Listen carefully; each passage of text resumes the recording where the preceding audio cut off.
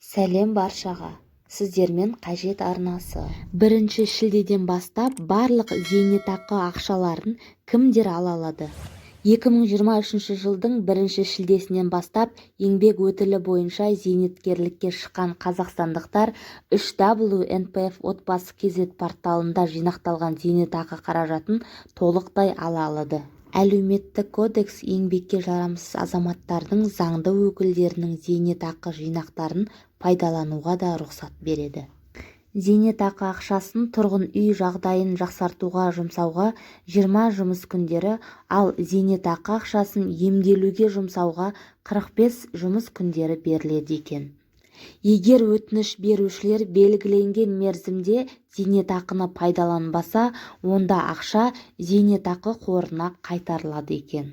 Зейнетақыны толық алып тастау кімге мүмкін?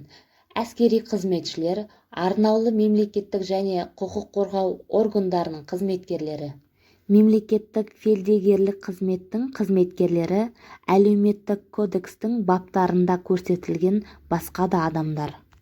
Қалай өтінім беруге болады?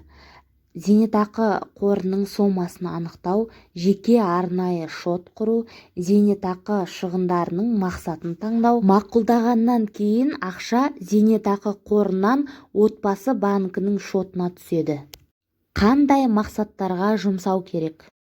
Ипотеканы өтеу, жылжымайтын мүлікті сатып алу, бастапқы жарнаны енгізу, сатып алу құқығымен жалдау бойынша борышты өтеу, отбасы банкке депозит толтыру, одан кейін емдеуге.